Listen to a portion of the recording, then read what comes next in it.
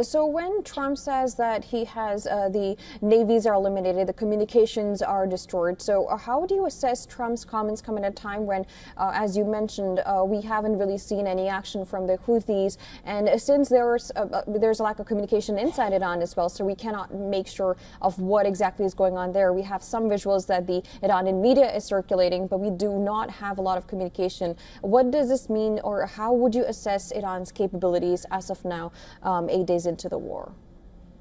They're severely diminished. You have to look at the bombing campaign that the United States and Israel has conducted. These are the two most advanced air forces in the world that have shown synergy and complete integration on the battlefield. And what they've done is they created mass confusion amongst the leadership. They've also air supremacy is critical right now. So now we've moved away from what you would call standoff type weapons, such as Tomahawk missiles being launched from ships, to B-52s patrolling the skies, heavier ordnances, taking out the deep, heavy bunkers. There's been strikes on 6 of the nuclear facilities, I believe, that are of concern. The Iranian Navy, what is left of the Navy are their swift boats, their bog hammers, that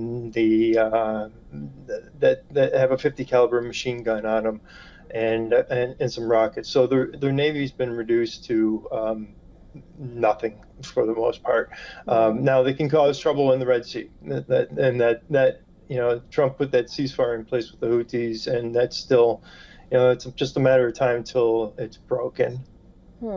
And that being said, when we look at the role of the Iraqi Kurds, because what we've known that Iran has now, after Trump had supported, ground invasion from the Kurds, Iran has been attacking a lot of these Kurdish places in Iraq. How do you assess the role of the Iraqi Kurds at this juncture?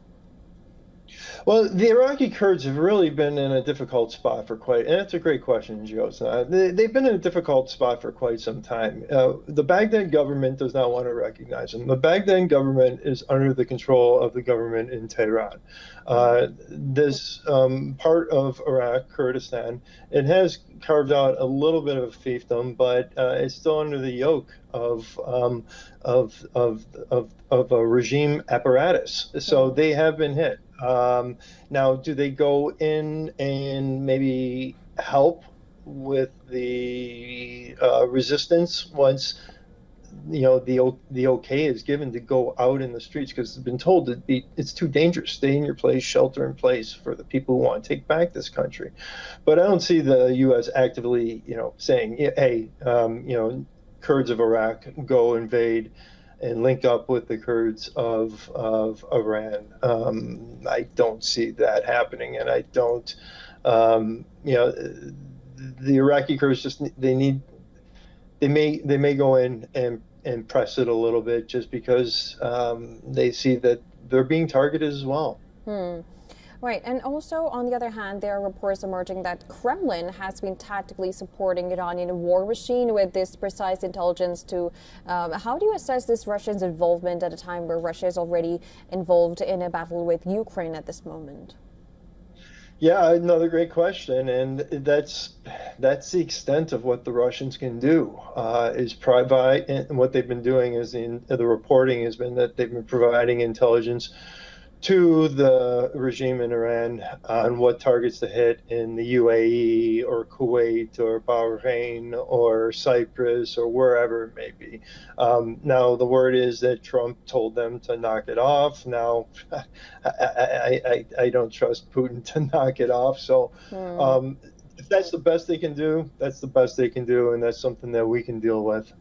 And how would that what does this mean for, if at all, Iran does get defeated, what does this mean for Russia and China? China has they have just called out and condemned this attack. We haven't seen any action from them. On the other side, we have these reports coming from Kremlin. So how do you assess this whole global dynamic shifting or not? It's a seismic shift. It's an absolutely seismic shift, because when you look at the competitors that want to disrupt the global order as it stands right now, and I'll rank them in order of strength from weakness to strength. It goes Tehran to Moscow to Beijing, and they all lean on each other. And taking Venezuela offline, that hurts the Chinese. Taking Tehran offline, as far as their illicit oil supplies going to, and this is sanctioned oil going to China, it really hurts them. Russia's already isolated. They're depending a lot on the regime right now in Iran for firepower against the Ukrainians. So, they're both seeing them. It hurts them significantly, but they see what the Israelis and the Americans are able to do, and they don't want to step into this. And also, now Donald Trump, he held a meeting with the U.S. defense companies, and he has asked them to ramp up production. Does this somehow indicate that this is probably going to be a prolonged war situation?